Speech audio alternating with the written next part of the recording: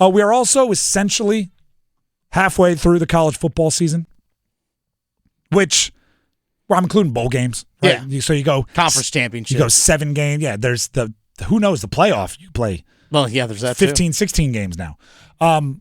7 games through. I'm calling it halfway. Thought we'd give some halfway awards to the 3 teams in the triangle: UNC, NC State, and Duke. As always, so people don't say you always pick them first. Dennis, who should we go with first? Be random. Well, they're not playing this Saturday, so I'm going to go NC State. NC State. We're giving 3 awards to each team. One of them, probably not an award you want to win. It's MVP. It's Most Improved. It's Justin Joe. I just read one. There you it's go. MVP. It's Most Improved. It's Most Disappointing. MVP, I'm going CJ Bailey. It's CJ Bailey. He's ignited the offense. He's played better and better the last 4 games. By the way, State fans, we did a deep dive into CJ Bailey's ability on the most recent Pack Therapy podcast, which I host with former State quarterback Mike Glennon. It's out now. The episode is out. It's posted. And if you want a real deep dive into what CJ Bailey's doing well, tune into that. But he's my MVP for State since he's been in there. No disrespect to Grayson McCall. We will pass along our support to him later in the show for the situation he's going through with his injuries. But CJ Bailey's got something special. Dennis, are we in agreement there? Yep. All right. Nailed it. Most Improved, I'm going Justin Jolie. Okay. Now, we have receipts, so I never feel bad saying this kind of stuff. I was very high on Justin Jolie coming into the season. You were. There was a slow start. Since he's caught his rhythm, he's been unreal. So I don't know if that's improvement or if the opportunity finally met the player that was ready for the opportunity. But, a little quiet early on. Now you can't keep him quiet. He's making third down catches. He's making clutch catches. He's making big catches, contested catches. He is a tight end that I think the NFL is going to be really, really excited for. Really excited for. Did you have a Most Improved other than that? A name that popped into my head was Kendrick Raphael. He's actually leading the team in rushing, and he actually his yards per carry, I think it's 5.3 yards this year. Last year as a true freshman was around 4.6. So he's almost eclipsed what he did in terms of rushing last year, but I feel like he's added a little bit more to the offense. I know this past game against Cal definitely was not his best game, but I like what he's added to the offense as the season has progressed. I mean, the first 2 games of the year, he had a combined 7 carries, and he's had like 9, 10 plus, around that total of carries over the last, 5 games or so for them. So to me, I think it's Raphael, and he's actually probably been one of their more consistent runners this season. I considered Raphael. Mm-hmm. He has maybe 1 too many poorly placed fumbles. Yeah, the one against Syracuse was a bad one. And other than that, though, I think he and Hollywood Smothers in different roles, I think should be the leaders of that backfield. I almost did the 2 of them as a tandem together for that, but I decided to stick with Raphael. That leads me right to my most disappointing. It's Jordan Waters. It's the that's fair. Very highly thought of running back, had 100-plus yards in the first game, most of them in the fourth quarter against Western Carolina. The running game as a whole, he's just kind of taken the brunt of it. I'm disappointed. Where do we go next, UNC or Duke? My disappointed run defense for NC State. Just that's a unit? Yeah, just the run defense as a whole for NC State, just because NC State's defense always felt like it's been part of the identity or been the main source of the identity of Dave Doeren's tenure at NC State. You knew that your defense was going to keep you in it, and right now their especially their rush defense, they look like the Carolina Panthers at times, which is not a compliment. What year of the Panthers? This year. No. There's a big difference there. You say Oh, no, trust me, I get it. You say 2001. You say there's a couple different options there. 2 years ago? Shoot. UNC or Duke? Who are we going next? Carolina has an earlier game Saturday. Let's go Carolina. All right. MVP for me, this should be the easiest conversation of the day. It's Omarion Hampton. Yep, check. 4th in the country in rushing yards. Tied for 32nd in rushing touchdowns. I think that just goes to show how much better he is than that offense. Because scoring touchdowns is an offensive stat. You need to be in position to. Rushing yards is like wherever you give me the ball, if we're backed up, if we're like I'm doing something with it. Mm-hmm. So Omarion Hampton, he's the MVP. Most improved, I did some deep diving here. Okay. Caleb Cost.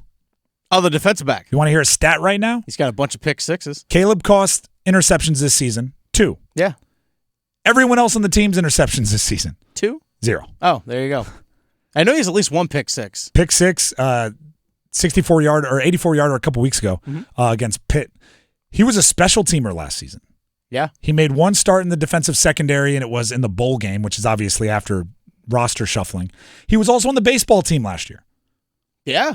So he's got a lot going on, and he's playing some pretty good defensive back out there. So I'm going Caleb Cost. Jacoby Criswell for me. I feel like he has gotten steadier since he's taken over as starting quarterback. Again, kind of thrust into that. And even Mac Brown admitted himself that Jacoby Criswell didn't get a lot of reps during the summer. He wasn't with the team in the spring. Didn't get a lot of reps in the summer or the early part of training camp. He's stepped up when he's asked to do. And honestly, I feel like each week he's gotten better. And things have, I guess for lack of a better term, have calmed down for the offense. It wasn't so erratic. I was at the game when they played Charlotte, and it just felt like there were trick plays and all kinds of different crazy stuff for them to manufacture and generate offense. I mean, it worked against Charlotte, but I was like, man, this is just kind of chaotic. And I think with Criswell, things have kind of slowed down a little bit, especially since that JMU game. Most disappointing. This is mostly injury, but Kamen Rucker. Yeah, just injuries have been He's played rough. in 2 games, the first game of the year and last week against Georgia Tech. Other than that, he's been hurt. He has 1 sack on the season, and it came in the first game. Yeah. Maybe it's my own fault for building up expectations. I had such high, lofty dreams of what he was going to do for that pass rush, and it hasn't happened because of the injury. So the disappointment might be mine, but it's disappointing nonetheless. Just seeing anyone not being able to play is disappointing. And I seriously thought he would vault himself up NFL draft boards. He had some advanced analytics, and the injury is just going to prevent that from happening. To me, their pass defense, they just give up too many chunk plays. Their pass defense is just constantly giving up 20-plus yard passes, it feels like. So to me, it's their pass defense. Most disappointing. Let's get to Duke. Yeah. Duke MVP. I think it has to be a defensive player. Okay. They're the best defensive team in the ACC, points-wise. Their offense struggles at times. So I'm going with Alex Howard, linebacker. Leads the team with 52 tackles. Leads the team with 5 sacks. Look at that. So he's doing a little bit of everything there from the linebacker spot, and that's enough for me. You're the linebacker. You're the most productive, and you're on that defense. Wear the MVP crown. Hard to argue against that. I'm going to go Star Thomas as the MVP because once he has stepped in, the whole team has elevated their level of play, I feel like. Most improved. Now, I cheated with this one. Okay. I asked Manny Diaz earlier today. You heard it on the air. He went defensively Cameron Bergeron, the linebacker, which is a solid answer, but he also then gave me Star Thomas on the offensive side, and that one's more fun to talk about. Makes sense. I was excited about Jaquez Moore at running back. I thought he was going to be the most used guy. Maybe a Star Thomas or a Peyton Jones off the bench is a change of pace, but the big plays were going to come from Jaquez Moore. Injuries kind of made that a non-thing. Star Thomas broke out in the fourth quarter of their second game, and he's been lighting it up ever since. So Star Thomas most improved because when the opportunity came a knocking, he was ready for it. Who you got? I'm going to go with their offensive line as a whole. Their offensive line as a whole, because here's the thing, is their rushing attack to start the year was not very good. And when Star Thomas came in, especially that game against Northwestern, things really picked up. But their offensive line has only allowed 8 sacks this entire season. 8. Credit Malik as well. Malik Murphy for getting rid of the ball. But only 8 sacks allowed in 6 games. Like, to me, that is against some good edge rushing teams as well. True. And then especially early on in the year when they couldn't run the ball, teams were just teeing up. It's like, oh, okay, well, the only thing they can do is just, Malik Murphy to Jordan Moore. That's the only thing that they really could do offensively, and the offensive line still held up, and that's with 2 guys that got drafted to the NFL. So, yeah, offensive line improvement for me. Most disappointing, I'm going Javon Harvey. Okay. This is a wide receiver that I covered at ODU at earlier stops in my career. I thought he would be taking the tops off of defenses for them. He was the kind of guy at ODU that would have 3 catches for 140 yards and 2 touchdowns. Like, he was a deep ball threat at ODU. So far this season, he has 7 catches for 56 yards, at least 1 drop, maybe a couple more. I just thought his role in that offense would be more of a downfield threat, more dependable as a wide receiver. Hasn't happened yet. Still time, right? The thing with a big play threat is it only takes like 4 catches and your season is completely turned around. So maybe it's still to come, but as of right now, most disappointing. Most disappointing for me is actually how their passing game has declined. To me, there's been a steady decline since really the UConn game in terms of passing efficiency, yards per game, touchdowns. All that has slightly and slowly declined over the last 4 games for Duke. For example, against Florida State, 12 of 24 for 70 yards passing.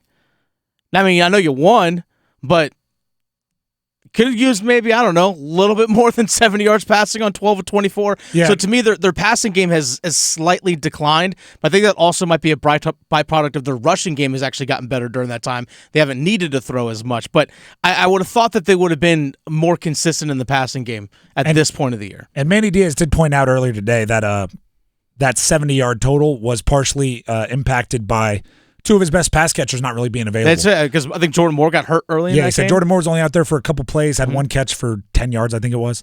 And there was another injury that is escaping me now. So maybe they just said, hey, with our guys hurt, we're going to go straight to the run game and we're not going to look back.